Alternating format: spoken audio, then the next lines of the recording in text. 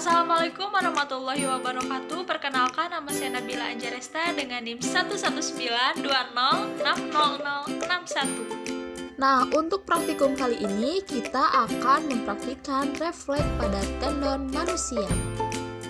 Jaringan saraf merupakan jaringan komunikasi yang terdiri dari jaringan sel-sel khusus dan dibedakan menjadi dua sel, yaitu sel neuron dan sel neuroglia.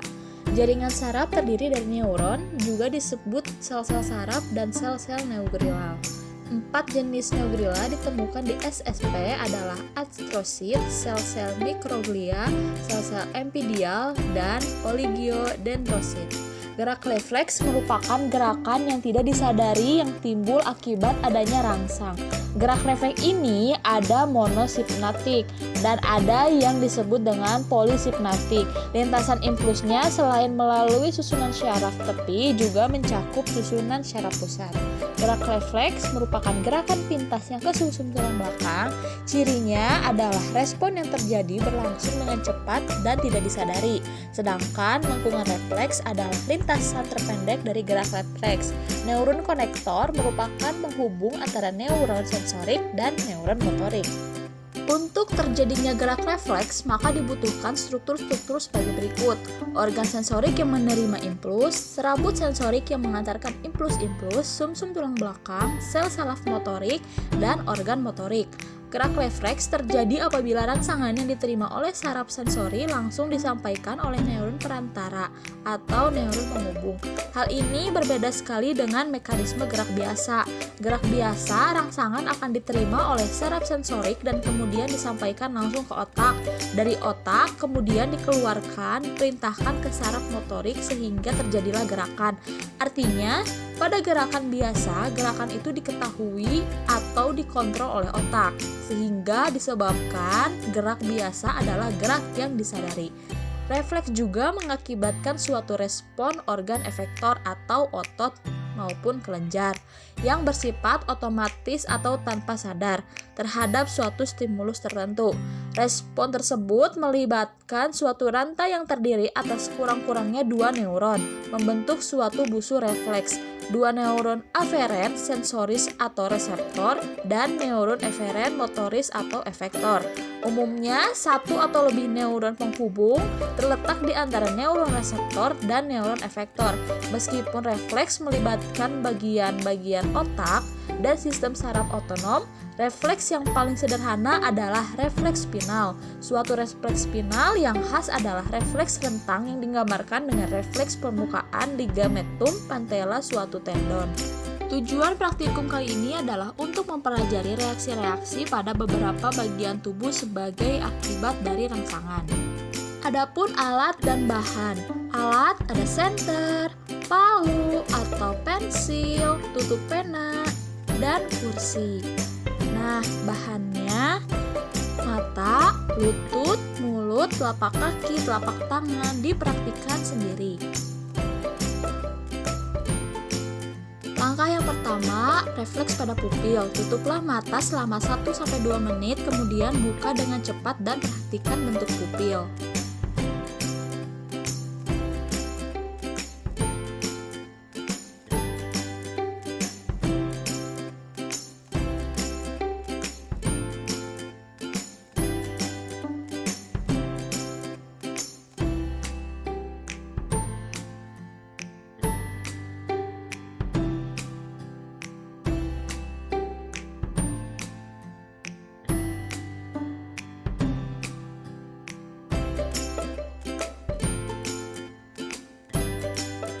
Untuk langkah yang kedua yaitu refleks pupil dengan tiba-tiba. Perhatikan respon pupil, kornea, dan kelopak mata ketika mata disinari cahaya oleh matahari.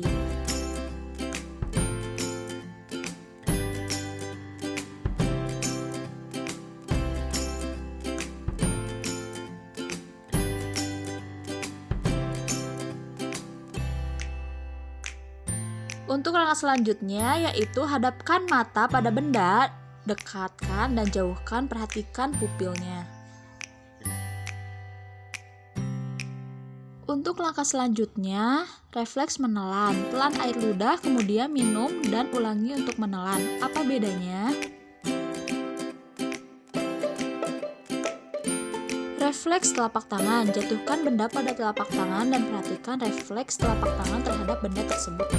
Selanjutnya refleks patella. Duduk kursi dengan kaki menggantung. Tekuklah patella atau legumen. Ulang 1 kali lagi. Ulangi untuk objek baca.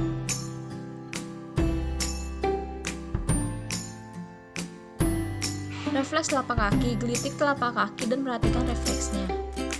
Selanjutnya refleks bersin. Mengamat aksi yang terjadi pada waktu bersin, kelopak mata, bahu, leher, dan kepala.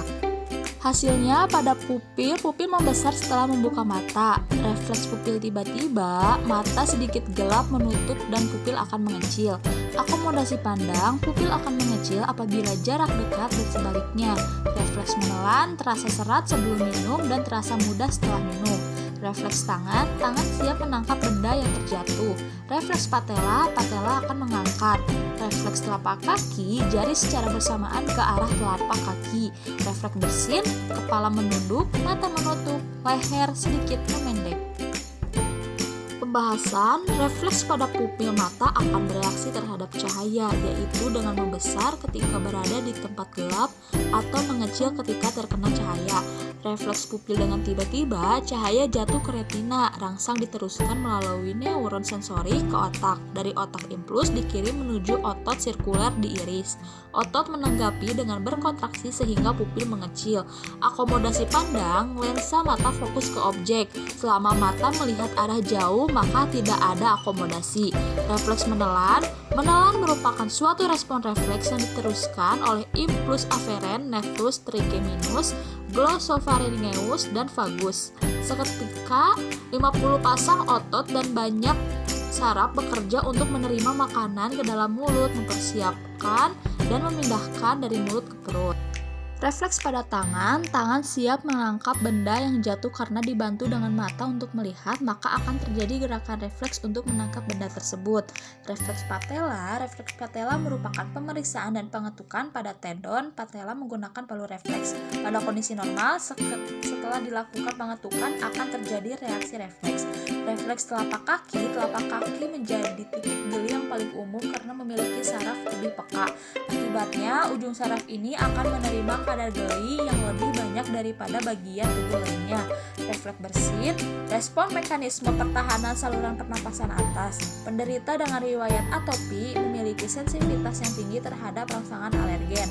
Berbagai alergen yang masuk ke dalam saluran pernapasan atas melalui hidung direspon oleh berbagai mekanisme kompleks antar sarapan.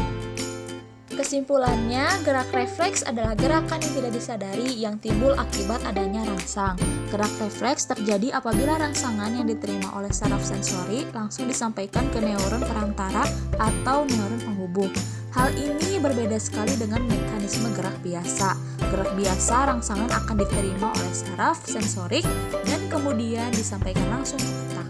Sekian dari praktikum kali ini, mohon maaf ada bila kesalahan. Wassalamualaikum warahmatullahi wabarakatuh.